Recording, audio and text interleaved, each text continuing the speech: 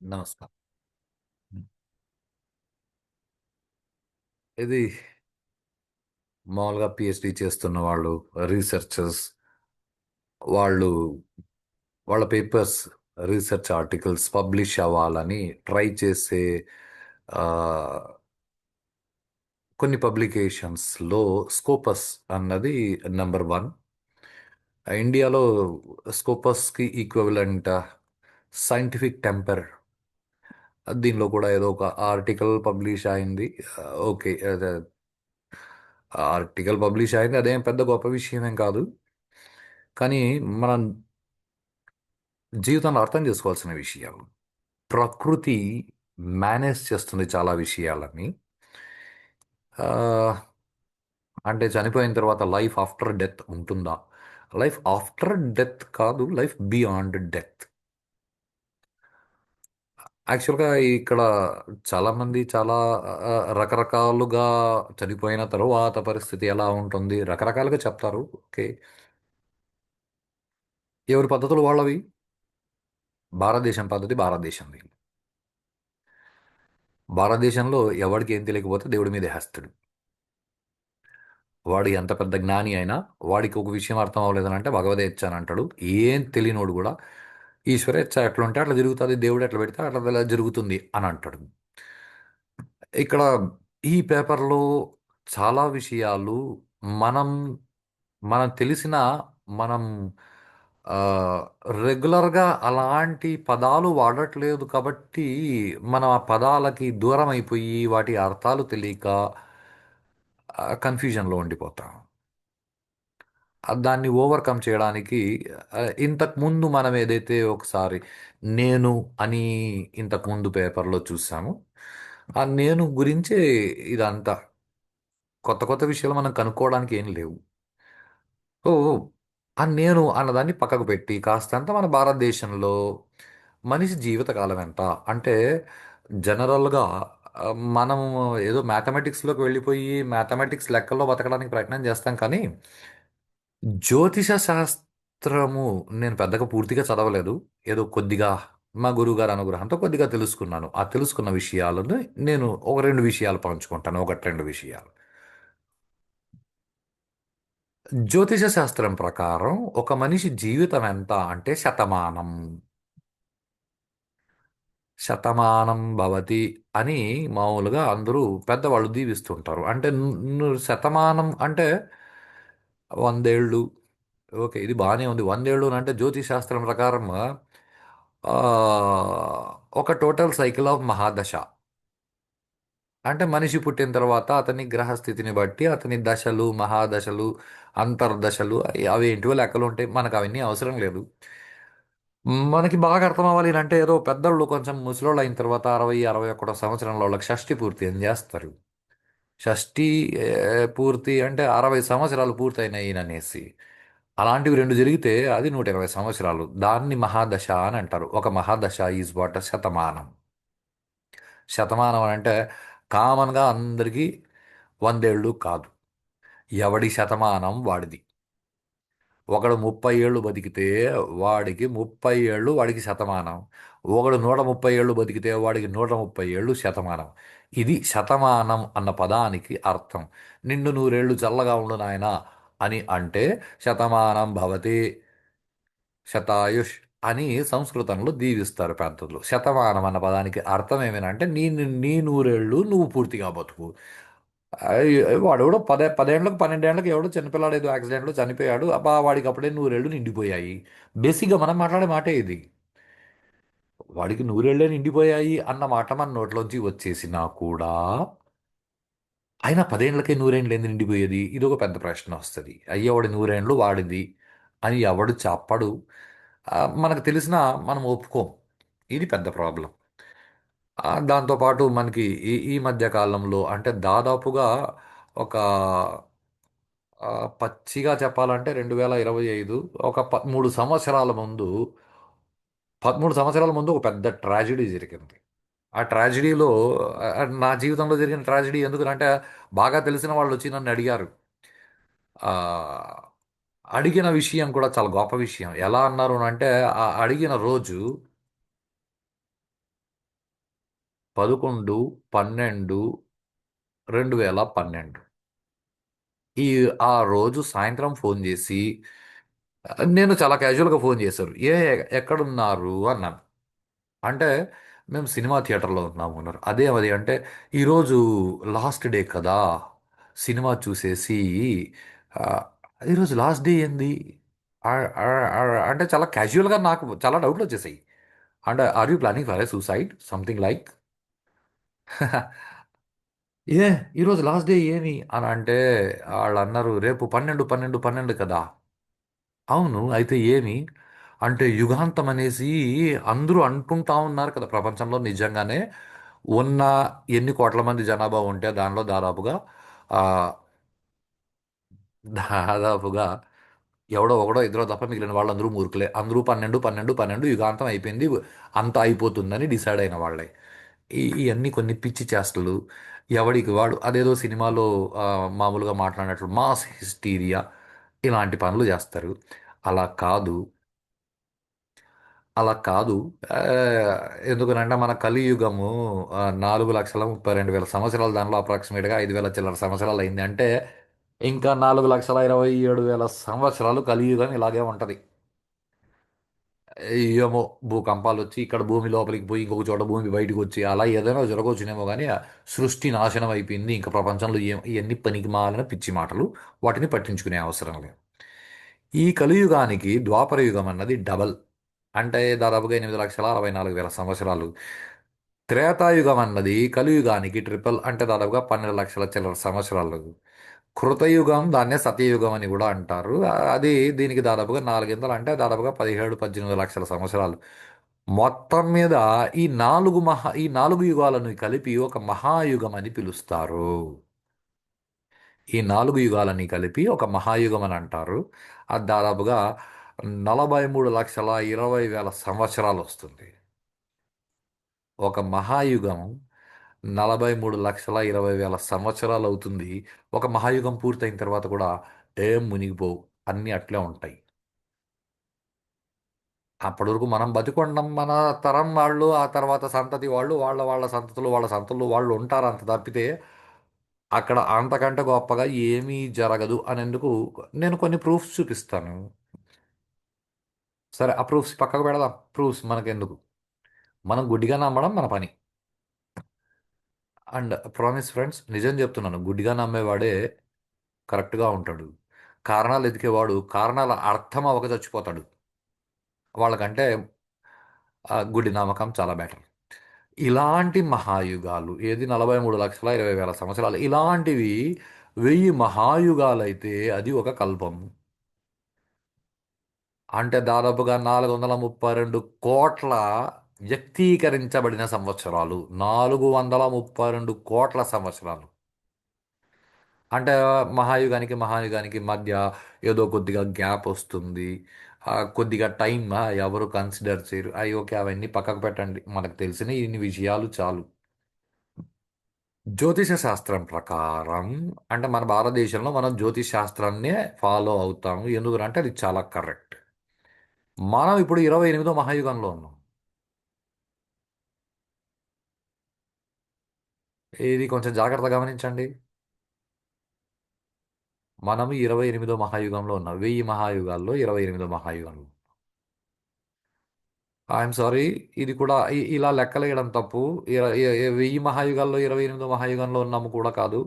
ఈ 1000 మహాయుగాల్ని మళ్ళీ మన్వంతరాలుగా డివైడ్ చేసి వాటిలో వైవస్వత మన్వంతరం అనే దానిలో మనం ఎక్కడో నడుస్తూ ఉన్నాం, కదులుతూ ఉన్నాం.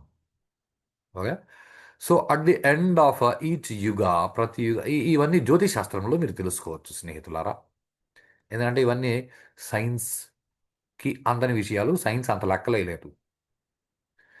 దీనికి కావాలంటే మీకు నేను ఒక ప్రూఫ్ చూపిస్తాను. 432 కోట్ల సంవత్సరాలు ముందు అనేందుకు మన సైంటిఫిక్ రీసెర్చ్ సెంటర్స్ నాసా వాళ్ళు ఆస్ట్రేలియాలో అదేదో ఒక డైమండ్ని తీసుకుని దాన్ని కార్బన్ డేటింగ్ చేశారంట. దాని కార్బన్ డేటింగ్లో వాళ్ళకి తెలిసింది 362 కోట్ల సంవత్సరాలు ముందుడిది ఆ డైమండ్ అని. 362 కోట్ల సంవత్సరాల ముందుడిది ఆ డైమండ్ అని కార్బన్ టెస్ట్లో వాళ్ళు ఐడెంటిఫై చేసినారంట.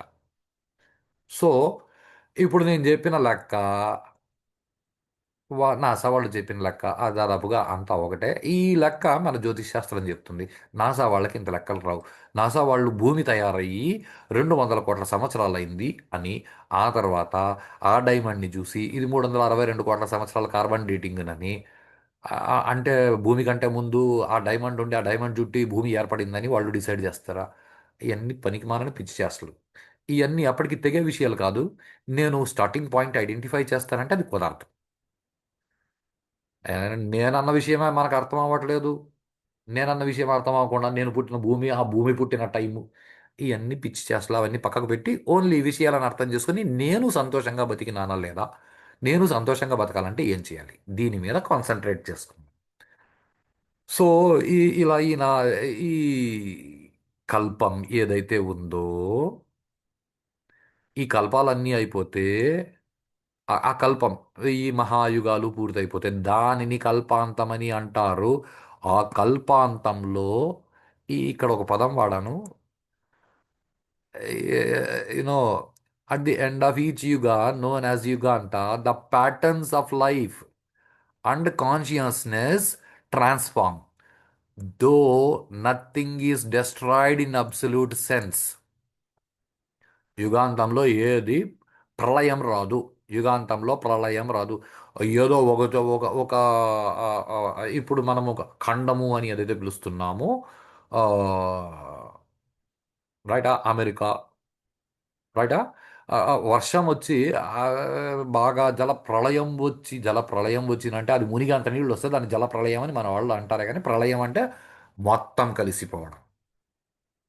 మొత్తం కలిసిపోవడాన్ని ప్రళయం అంటారు. ఒకచోట నాశనం అయితే దాన్ని ప్రళయం అని అనరు.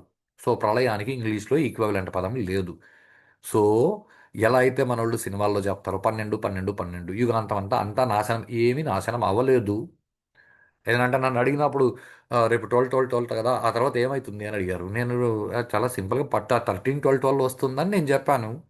ఆఫ్ కోర్స్ నేను చెప్పాను కాబట్టి 13 12 12 వచ్చింది అని నేను అనట్లేదు. అది అందరూ అర్థం చేసుకోండి. ఆ ప్రళయం అన్నది కల్పాంతంలో వస్తుంది కానీ యుగాంతంలో ఏది రాదు. ఇప్పుడు కలియుగం అయిపోయేంత వరకు మనం వెయిట్ చేయము. ఇంకా 4,27,000 సంవత్సరాలు మన కర్మ 60 70 ఏళ్ళు ఆరోగ్యంగా బతికేస్తే చాలా గొప్ప విషయం. సో సంస్కృతంలో కల్ప అన్న పదానికి చాలా పెద్ద అర్థాలు ఉన్నాయి. కల్పన, మనము కల్పించుకుంటున్నావు, ఇది అంటే ఆ పరబ్రహ్మం అని ఒక పదార్థం ఉందని అనుకోండి. మనకి ఎక్కడెక్కడ ఆన్సర్ తెలియదు అక్కడ దేవుడు అని పెట్టుకుంటాం. ఆ దేవుడు సృష్టిని కల్పించినాడు. దేవుడు కల్పించిన సృష్టిని మనము ఎంత పీరియడ్ కల్పించినాడో దానిని కల్పమని అంటాము. ఇప్పుడు మన లెక్కల్లో 432 కోట్ల సంవత్సరాలని మనం అన్నాం. అది ఆ టైం పీరియడ్ని మనం కంపేర్ చేసుకోలేం. దాన్ని పక్కకు పెట్టండి. ఇంత టైం పీరియడ్లో ఈశ్వరుడిలా కల్పించినప్పుడు దీనిలో మనకు వచ్చే పెద్ద ప్రాబ్లం ఎక్కడనంటే, మనం శరీరంతో ఉన్నంత వరకు ఏందో ఈ లెక్కలన్నీ చేసుకుంటా కానీ శరీరం వదిలిన తర్వాత అసలు ఏం జరుగుతుంది? శరీరం వదిలేది ఎవరు? అంటే ఇంతకుముందు మనం ఏదో చెప్పుకున్నాం కదా, మొన్న మొన్న వీడియోలో ఏదో నేను అని ఒకటి ఉంటుంది. ఆ నేను అన్నది శరీరం వదిలేసి పోతుంది. ఆ నేను అన్నది శరీరం వదిలేసి పోయినప్పుడు దాన్ని జీవుడు అంటారు. సో ఆ జీవుడు ఎక్కడ పోతాడు? అంటే వాడు ఎక్కడికి వెళ్ళాలి అని ప్రకృతిలో కొన్ని నియమాలు ఉన్నాయి. ఆ ప్రకృతి నియమాలను బట్టి వాడు పోతాడు. పోయిన వాడు పోని అక్కడ ఉంటాడా అంటే వాడు అక్కడ ఉండడు. మళ్ళీ వస్తాడు, శరీరం తీసుకుంటాడు. ఆయి- ఆ, అలా ఎలా? దానికి ప్రూఫ్స్ ఏంటి? అంటే మిగతా ప్రపంచం పిచ్చిది, దానికి నమ్మకం లేదు, అది ఇంకా డెవలప్ కాలేదు. భారతదేశం చాలా డెవలప్డ్. ఇక్కడ ఋషులు ఇవన్నీ విషయాలు ముందుగానే చెప్పినారు. దాని ప్రకారం మనం అర్థం చేసుకుని మనం అలా బతికేస్తే మనకు చాలా విషయాలు అర్థమవుతాయి. అంటే ఇవన్నీ కొన్ని పిచ్చి పిచ్చి మాటల లోకంలో అందరూ మాట్లాడతారు. ఎలాన్ మస్క్ ఎంత డబ్బులు వచ్చినాయి, వాడేమైనా లక్ష్మీదేవిని పూజించినాడా? మీ భారతదేశంలో లక్ష్మీదేవిని పూజిస్తారు. లక్ష్మీదేవి అంటే ఎర్ర చీర కట్టుకొని తామరాకు మీద తామర పువ్వు మీద కూర్చొని 2 ఏనుగుల్ని పక్కన వేసుకుని వాటిని మేపుతా మీకు మిమ్మల్ని చూసి, అలా నేను మూర్ఖంగా లక్ష్మీదేవిని డిసైడ్ అవుతానంటే అలా కూడా లక్ష్మీదేవి అనుగ్రహిస్తుంది. అలా ఏం డౌట్ పడే అవసరం లేదు. అది నీకు లక్ష్మీదేవికి నువ్వు పెట్టుకునే రిలేషన్షిప్. లక్ష్మీదేవి మీకు సైంటిఫిక్గా చెప్పాలి అంటే వాట్ ఎవర్ ఐశ్వర్యము నువ్వు అనుభవించగలుగుతున్నావు అని ఐశ్వర్యం అంతా లక్ష్మీదేవి. ఆడు ముందు జన్మలో పుణ్యం చేసుకున్నాడు, ఆడికి దక్కింది. ఆడు గుర్తించలేదు కాబట్టి ఆడికి హిందూగా పుట్ల, భారతదేశంలో పుట్ల. అంతకంటే పెద్ద విషయం ఏం లేదు. అది మళ్ళీ చూస్తాం. ఇప్పుడు మనకి ప్రస్తుతానికి మనం చేయాల్సింది ఏమేనంటే మనం ప్రపంచంలో బతుకుతున్నాం. It's the basic thing. ప్రపంచం అంటే ఓ ఇక్కడ ఇవన్నీ ఏంటో పెద్ద లిటరేచర్ రివ్యూ, పుస్తకాల్లో రెఫరెన్స్లు ఉన్నాయి, అవన్నీ మనకు అవసరం లేదు. కావాలంటే వెతుక్కోవచ్చు. మనం ప్రపంచంలో బతుకుతున్నాం ఇస్ ది బేసిక్ స్టేట్మెంట్. ప్రపంచం అంటే పంచ అంటే ఐదు, ప్రపంచం అంటే ప్రకృష్టేన పంచీకృత్యాత్ ఇది ప్రపంచ అంటే ఐదింటిని బాగా కలిపి తయారు చేసినది ప్రపంచం. ఆ ఐదు ఏంటివి అంటే ఉండే ఐదు పదాలు, జాగ్రత్తగా వినండి. ఉండే ఐదు ఏదైతే ఉందో దాన్ని సంస్కృతంలో భూతము అని అంటారు. భూతము అని అంటే సినిమాల్లో చెప్పినట్లు దయ్యాలు భూతాల్లో భూతము కాదు. భూతము అంటే పుట్టినది. ఆ పుట్టినవి ఏవి అంటే ఐదు పుట్టినాయి, ఐదు భూతాలు పుట్టినాయి, పంచభూతాలు అని అంటారు. ఆకాశము. ఆకాశము అంటే అర్థం ఏమినంటే అవకాశం ఇచ్చినది. ఆకాశము అంటే అవకాశం ఇచ్చినది. ఆకాశం నుంచి ఇవన్నీ ఆ, ఏమంటారు ఉపనిషత్తులు కూర్చొని చదివి ఓకే ఆకాశాద్ వాయు వాయురగ్ని అగ్నేరాపహ ఆప పృథ్వీ ఇట్లా పుట్టినాయి. అంటే ఒకదాని నుంచి ఒకటి పుట్టినాయి. సో ఇప్పుడు కొంచెం ఆకాశం తీసుకొచ్చి చాలా జాగ్రత్తగా ఆలోచించండి. కొంచెం ఆకాశం అంటే కొంచెం స్పేస్. అక్కడ ఆకాశం అంటే ఎక్కడ ఉంది అంటే నువ్వు ఎక్కడైపోయినావు అక్కడి నుంచి బయట ఉండేదంతా ఆకాశమే. నీ చర్మానికి బయట ఉండేదంతా ఆకాశమే. నువ్వు అని నోరు తెరిస్తే లోపలంతా ఆకాశమే. ఆకాశమే అంటే స్పేస్. ఆకాశం అంటే ఏదో నీలం రంగులో పైన దూరంగా కనిపించేది కాదు. ఆకాశం అంటే స్పేస్. ఎక్కడెక్కడ అవకాశం ఉందో అక్కడ అదంతా. నువ్వు నోరు తెరిచి అన్నం ముద్ద నోట్లో పెట్టుకుంటే నీ నోట్లో ఆకాశం ఉంది. ఖాళీ కొండ పెడితే కొండ లోపల ఆకాశం ఉంది, కొండ బయట ఆకాశం ఉంది. కొండ పగిలిపోతే లోపల ఉన్న ఆకాశం బయట ఉన్న ఆకాశంలో కలిసిపోయింది. చాలా బేసిక్ కామన్ సెన్స్. అంతకంటే పెద్ద విషయాలు ఏం లేవు అక్కడ. కొంచెం ఆకాశం, దానిలో కొంచెం మట్టేసి, దానిలో కొంచెం నీళ్ళేసి, దాన్ని కొంచెం నిప్పెట్టి, దాన్ని కొంచెం ఉఫ్ అని గాలి ఊదితే ఆ మట్టి లేచి నిలబడదు, నడవదు. ఆ మట్టి నీతో మాట్లాడదు. కానీ నేను అనే ఈ మట్టి, మట్టిలోంచి పుట్టిన తిండి తిని ఈ శరీరం పెరిగింది. శరీరం మట్టే. కానీ ఈ శరీరంలోంచి నేను మాట్లాడుతున్నాను. అంటే పంచభూతాలు మనం కలిపితే కలిసిపోయేటివి కాదు. ఆ పంచభూతాల్లో వేరే ఎవడో ఒకడు దూరాడు. దూరిడి పంచభూతాల్ని వాడు తన చుట్టూ అల్లుకొని నేనని మాట్లాడుతున్నాను. కొంచెం ఓపికగా ఆలోచించండి. నేను అనేవాడు తన లోపల కొంచెం స్పేస్ పెట్టుకున్నాడు. తన లోపల కొంచెం గాలి నింపుతూ బయటికి పంపుతూ ఉన్నాడు. లోపల కొంచెం లిక్విడ్ కంటెంట్ వాటర్ పెట్టుకున్నాడు. లోపల ఫైర్ ఉంటుంది. ఫైర్ లేకపోతే శరీరం చల్లబడిపోయిందండి. రామ్ నామ్ సత్యహై అంటారు. కాబట్టి లోపల ఫైర్ కూడా ఉంది. ఈ పంచభూతాల్ని నేననేవాడు తన చుట్టూ పెట్టుకొని అల్లుకొని నేను ఈ శరీరము ద్వారా వ్యక్తీకరించబడుతున్నానన్న విషయాన్ని వదిలేసి నేనే శరీరం అని కొట్టుకు చేస్తాయి వాడిని జంతువు అంటారు. కోర్స్ జంతువులు కూడా ఇదే చేస్తాయి. ఇది ప్రకృతిలో అలా జరిగిపోతూ ఉంటుంది. ఎవ్వరి అదుపులో ఉండదు. ప్రకృతి మన అదుపులో ఉండదు. మనమే ప్రకృతి అదుపులో ఉంటాం. ప్రకృతి ఇది కూడా సంస్కృతంలో వచ్చిన ఆ, ఆ, పదమే. సంస్కృతంలో మనకి కొన్ని పదాలు ఉన్నాయి. శృతి, స్మృతి, కృతి, అన్నమాచార్య కృతులు అని అంటారు. శృతి అంటే విని తెలుసుకున్న వాటిని శృతులు అని అంటారు. స్మృతి అంటే మనసులో తలుచుకుంటూ ఉన్న వాటిని స్మృతులు అని అంటారు. గత స్మృతులు. స్మృతి అంటే బుద్ధిలో ధారణ చేయగలిగిన విషయాలు. కృతి అంటే రాయబడిన విషయాలు. అన్నమాచార్య కృతులు అంటే రాయబడిన విషయాలు. త్యాగరాజస్వామి కృతులు అంటే రాయబడిన విషయాలు. ప్రకృతి ప్రకృష్టేన కృత్యాత్ ఇది ప్రకృతి అంటే చాలా బాగా రాయబడిన విషయాలు ఏవైతే ఉన్నాయో వాటిని ప్రకృతి అంటారు. అంటే ఏ భాషలో రాసినారు సార్ అంటే అది మనకు అర్థం కాని భాష, అది ప్రకృతి భాష. కాస్త జాగ్రత్తగా అర్థం చేసుకొని ముందరికి వెళ్ళడానికి ప్రయత్నం చేస్తాం. సో భారతదేశంలో రాయబడిన ప్రతి విషయాలు ప్రకృతికి అనుకూలంగానే ఉంటాయి. ఆ ప్రకృతికి అనుకూలంగా ఉండడానికి మనం ప్రయత్నం చేయాలి. మనం ప్రయత్నం చేస్తే ప్రకృతి మాత ఓ చిన్న సీన్ ఆలోచించండి. మీ కళ్ళెదురుగా చాలాసార్లు జరిగిన విషయాలే.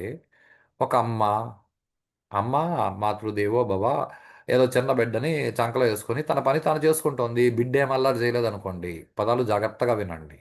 బిడ్డ అల్లరి చేయకపోతే ఆ అమ్మ బిడ్డను ఎత్తుకొని తన పని తాను కష్టపడి చేస్తూ ఉంటుంది.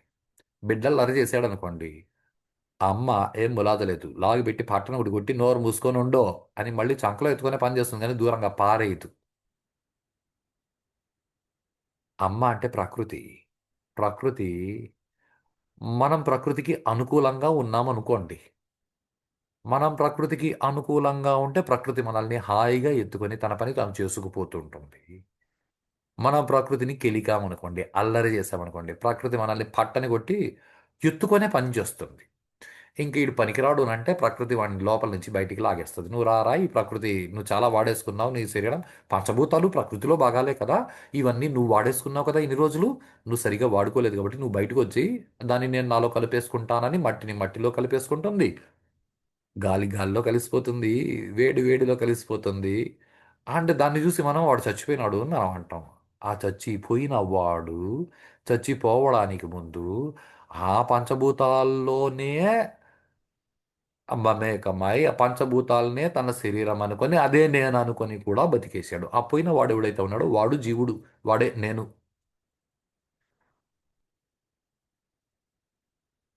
ఆ నేను అనేవాడు ప్రకృతిని వాడుకుంటున్నాడు.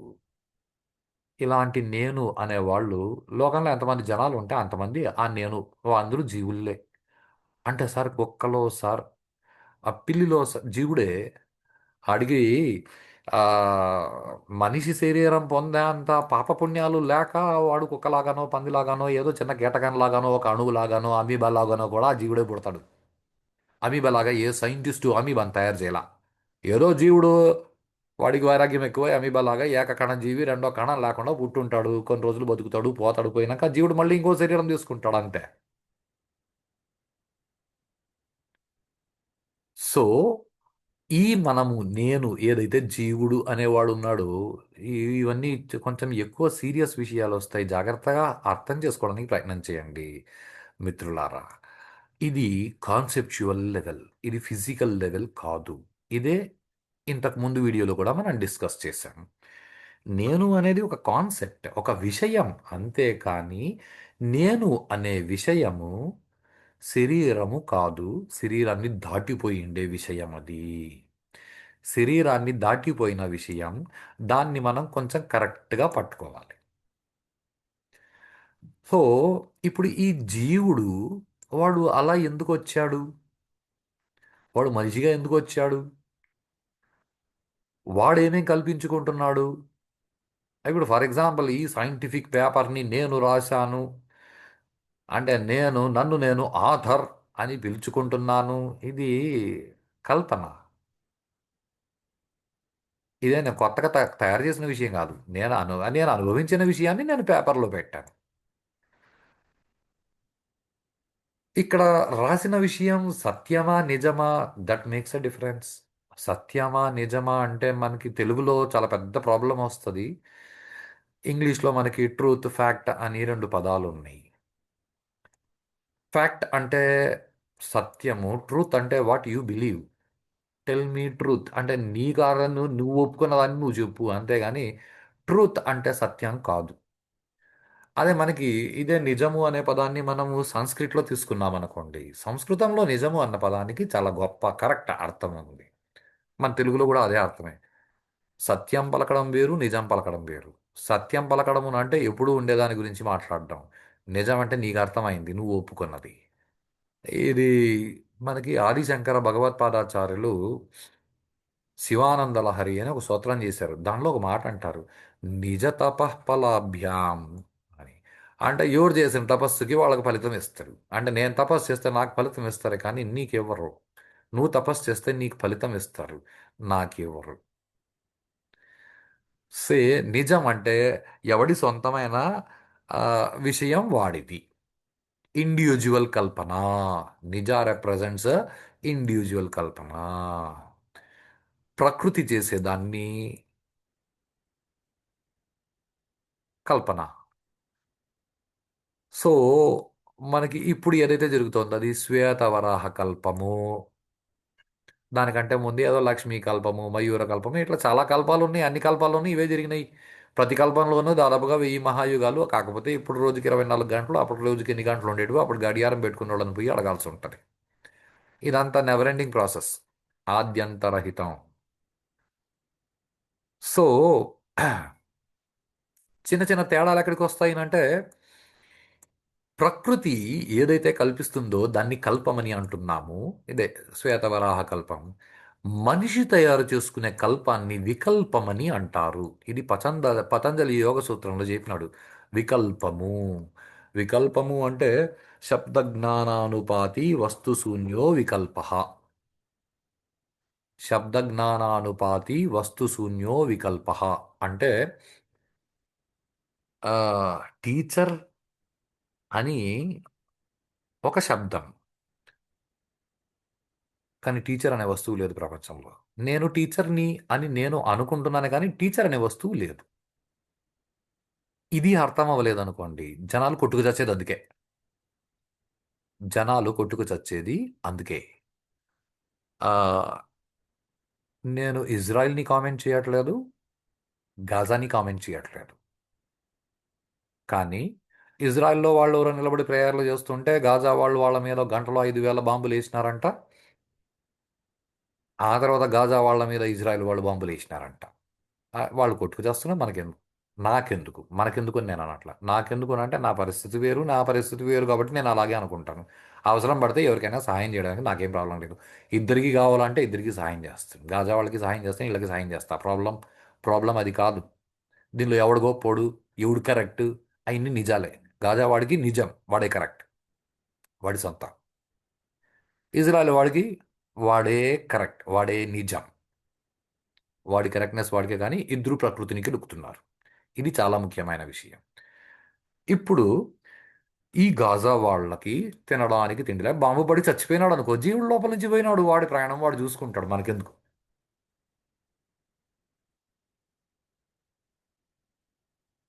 వాడు ఆ దేశం వదిలేసి వేరే దేశానికి వెళ్ళిపోయినాడు అనుకో, వాడు ఎలాగో బతుకున్నాడు, వాడి పనులు వాడు చేసుకుంటాడు. ప్రాబ్లం ఎక్కడ అంటే, అక్కడ కాలో చెయ్యో ఇరిగి అక్కడ చిన్నపిల్లలు చాలా మందికి తిండి లేక ఎవరో తిండి తీసుకెళ్తే, మానవత్వం లేదా? చాలా జాగ్రత్తగా ఈ పదాన్ని వినండి. మానవత్వం లేదా? వాళ్ళకి తిండి పెట్టరా? తిండి కూడా లేదు పాపము. అక్కడ వాళ్ళు కూడా, మీకు మానవత్వం లేదా, మేము మనుషులు యా, ఇజ్రాయెల్ వాళ్ళ మీద బాంబులు వేసినప్పుడు మేము మనుషులు అని వాళ్ళకు గుర్తులేదు. పదాలు జాగ్రత్తగా వినండి స్నేహితులారా. ఇజ్రాయెల్ వాడి మీద గాజా వాళ్ళు బాంబులు వేసినప్పుడు, గాజాలో బాంబులు వేసేందుకు బయలుదేరిన వాళ్ళందరికీ ఫీలింగ్ ఏమనంటే, మేమంతా ముస్లిమ్స్, వాళ్ళు క్రిస్టియన్స్, బాంబులు వేసినారు. ఇప్పుడు ఇజ్రాయెల్ వాడు, ముస్లిమ్స్ మా మీద బాంబులు వేసినారు కాబట్టి మేము వాళ్ళ మీద బాంబులు వేస్తాం అంటే, ఆకలేసేసరికి, అన్నం దొరకపోయేసరికి అప్పుడు అందరికీ గుర్తొచ్చింది మేము మనుషులు అని. ఇది ప్రాబ్లం. నిన్న కుక్కకి మనిషికి తేడా చెప్పానే, ఇదే అది. అంటే మనకి ఆకలేస్తే మనం మనిషి అని మనకు గుర్తొస్తుంది. అంటే మనము ప్రకృతి కల్పంలోకి అడుగు పెడతాం ఎప్పుడు ప్రాబ్లం వస్తే. ఆకలైనంత వరకు నేను ముస్లింని, నేను క్రిస్టియన్ని, నేను జైనుణ్ణి, నేను బౌద్ధ మతస్థుణ్ణి, నేను జై వాడు, నేను జై వీడు, ఈ అడక్క తినడం అవేంటివి లేవు. అదే వికల్పం. అక్కడ నిజంగా చచ్చిపోయింది మనుషులే.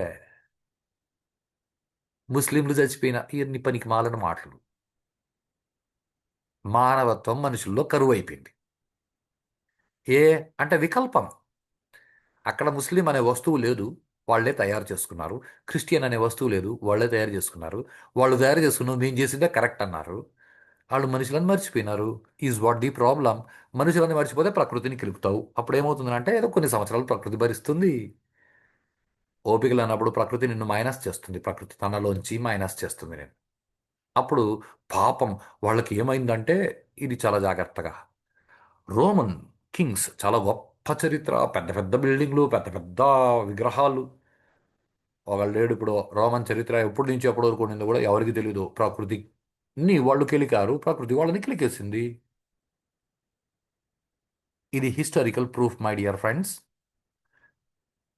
హిస్టరీలో మేం మనుషులు ఈ విషయాన్ని గుర్తు పెట్టుకొని బతుకుతాం అనేవాళ్ళు ఎప్పుడూ బతుకుతూ ఉంటారు. ఇప్పుడు ఈ స్థాయిలో ఇవన్నీ ప్రాబ్లమ్స్ దేనివల్ల వచ్చినాయి అంటే మనసు వల్ల వచ్చినాయి. అంటే ఎవడు మనసు ఏం చెప్తే వాడు దాన్ని ఫాలో అవుతామని అంటాడు. ఈ మనసుని మనము ట్రైన్ చేయాలి.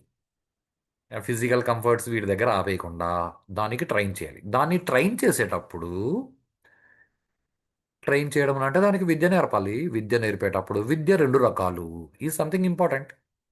ఒకటి అపరావిద్య, రెండు పరావిద్య.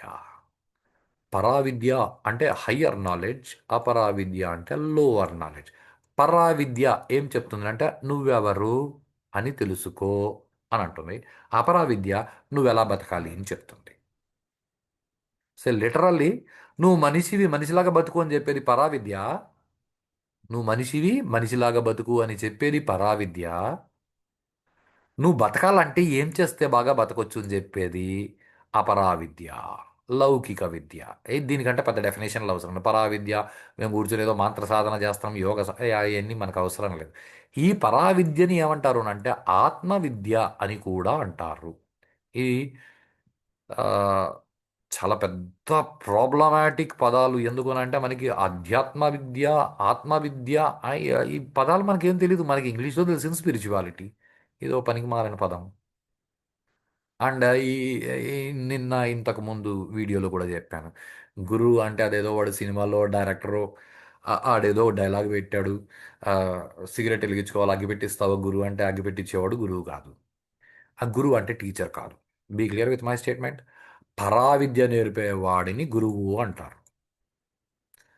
పరావిద్య నేర్పేవాడు గురువు. అంతేగాని కాలేజీలో ఏదో నేను కంప్యూటర్ లెక్చరర్, నేను సి నేర్పుతాను, నేను జావా నేర్పుతాను, నేను గురువుని ఎన్ని పనికి మాలని మాటలు. వాడు అధ్యాపకుడు, ఉపాధ్యాయుడు, ఇలా రకరకాల పేర్లు ఉన్నాయి మనకి. అంటే జీవనోపాధికి సంబంధించిన విషయాలు నేర్పేవాడిని అధ్యాపకుడు, ఉపాధ్యాయుడు అని పిలుస్తారు.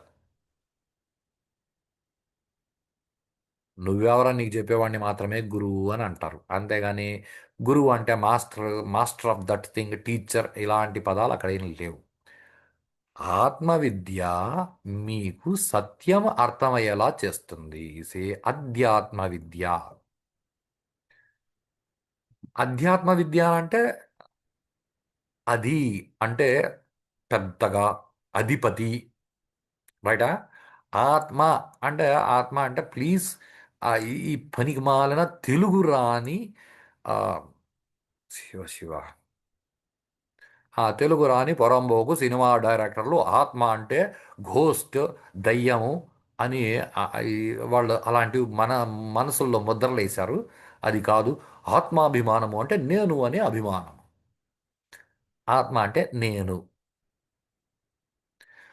నేను అనే దాన్ని అధిపతిగా పెట్టుకొని నేర్చుకునే విద్యని అధ్యాత్మ విద్య అంటారు. ఇంగ్లీష్లో దాన్ని చెప్తే అధ్యాత్మ విద్య అని ఇంగ్లీష్లో చెప్తే సెల్ఫ్ సెంట్రిక్ ఎడ్యుకేషన్ అని చెప్పాల్సి ఉంటుంది తప్ప అసలు అధ్యాత్మ విద్య అంటే స్పిరిచువాలిటీ కాదు. అధ్యాత్మ విద్య అంటే స్పిరిచువాలిటీ కాదు. అధ్యాత్మ విద్య అంటే సెల్ఫ్ సెంట్రిక్ ఎడ్యుకేషన్. ఈ సెల్ఫ్ సెంట్రిక్ ఎడ్యుకేషన్ అంటే అసలు నేనేంది, నేను మనిషిగా ఉన్నాను, నేను మనిషిగా ఈ శరీరంలో పుట్టినాను, ఈ శరీరాన్ని నేను ఎలా వాడుకోవాలి, బతకాలి అంటే ఎలా సంపాదించి తినాలి, ఎంత సంపాదించాలి, అసలు నేను ఇలా ఎందుకు చేస్తున్నాను, నాకు ఇలాంటి ఆలోచనలు ఎందుకు వస్తాయి, ఇవన్నీ సినిమాల్లో నాకే ఎందుకు ఇలా జరుగుతుంది, సినిమాల్లో కాదు ప్రపంచంలో ప్రతి మనిషికి ఇదే డౌటే. నాకే ఎందుకో ఇన్ని కష్టాలు వస్తాయి. వస్తాయి. ఎందుకు వస్తాయి అంటే అది ఆ, నువ్వు మనిషిలాగా పుట్టినావు కాబట్టి వస్తాయి. నువ్వు పక్షిలాగా పుట్టుంటే నీకు తెలుసుండేది. ఎంత ఎంత చెట్టుగా అంత గాలి, ఎవరి కష్టాలు వాళ్ళవి. నువ్వు నడుచుకుంటూ పోతున్నావు అనుకో దారిలో, నిన్ను మీ ఫ్రెండ్ వెనకాల నుంచి పిలిచాడు అనుకో, నువ్వు ఆగి అలాగే నిలబడి తల వెనక్కి తిప్పి ఏరా అని అడగగలవు. Be clear with my statement. అబ్బా, ఆకాశంలో ఆ పక్షులు ఎంత అందంగా ఎగురుతున్నాయో, ఓ పక్షి ముందర పోతోంది, వెనకాల పక్షి దాన్ని పిలిచిందే, ఓ సే పక్షి ఆగవే వస్తున్నా అని ఇది ఒక నిమిషం మాట్లాడాలని. ఇప్పుడు ముందర పోతున్న పక్షి గాల్లో ఎగురుతూ పోతూ అది ఆగి తల వెనక్కి తిప్పా నీకోసం వెయిట్ చేస్తున్నారా అని అక్కడ ఉండలేదు, కింద పడి చచ్చిపోద్ది, అది ఎగురుతానే ఉండాలి, ముందరికి పోతానే ఉండాలి, దాని ప్రాబ్లం దాందే. దాని ప్రాబ్లం దానిది. పాము కాళ్ళు పాముకే తెలుస్తాయి కానీ మనకు తెలియవు, ఎవరి కష్టాలు వాళ్ళవి. కాస్త జాగ్రత్తగా ఆలోచించండి. అసలు సత్యానికి నిజానికి సే సత్యాన్ని మనం నిజంగా స్వీకరించే అంత శక్తి మనకు ఉండాలి. నిజమే సత్యం అని అనుకోరాదు. నిజం అంటే నాకు తెలిసినది, నేను ఒప్పుకోగలిగినది అని మాత్రమే అర్థం. నువ్వు నిజం చెప్పు, నువ్వు సత్యం చెప్పు. అందుకే మనవాళ్ళు సత్యం వద అన్నారు, సత్యం పలుకు అన్నారు, కానీ నిజం పలుకు అనలేరు. మనకు సత్యం అనే పదం దూరం అయిపోయి మనం నిజానికి చాలా దగ్గర అయిపోయి నిజంగా మనం ఏది నిజం అనుకుంటున్నామో అది మాత్రమే నిజం, మిగతా అన్ని అబద్ధాలు అనుకుని ఇలా బ్రతుకుతున్నాం. Is something wrong. దీని నుంచి బయటపడాలి అంటే మన లోపల ఏం జరుగుతుందో మనకు తెలియాలి. నాకే ఎందుకు అన్ని ప్రాబ్లమ్స్ వస్తాయి, ఎందుకు ప్రాబ్లమ్స్ వస్తాయో ఆలోచిస్తే అర్థం అవుతాయి. ఎలా ఆలోచించాలి ఇది తెలియదు మాకు. ఎలా ఆలోచించాలి ఇది మనకు తెలియని విషయం. ఎందుకంటే ఎవరు చెప్పరు, ఎవరు చెప్పినా మేము ఒప్పుకోము. ఎందుకంటే మా ఈగో హర్ట్ అవుతుంది, మాకంటూ ఒక స్టేటస్ లేదా. భజగోవిందం అని ఆదిశంకర భగవత్పాదాచార్యులు ఒకటి ఇచ్చినారు, అది చదివితే మన స్టేటస్లు మనకు అర్థమవుతాయి ఫ్రెండ్స్. ఎనీహౌ, ఇది ఈరోజు పూర్తవదు. కాస్త మనసు పెట్టి ఆలోచించండి. మీరు మనసు పెట్టి ఈ విషయాలు ఆలోచించండి. ఈ మనసు గురించి కాస్తంత అర్థం చేసుకుని మిగిలిన విషయాలని నెక్స్ట్ వీడియోలో చూస్తాం. అంతవరకు సెలవు. నమస్తే.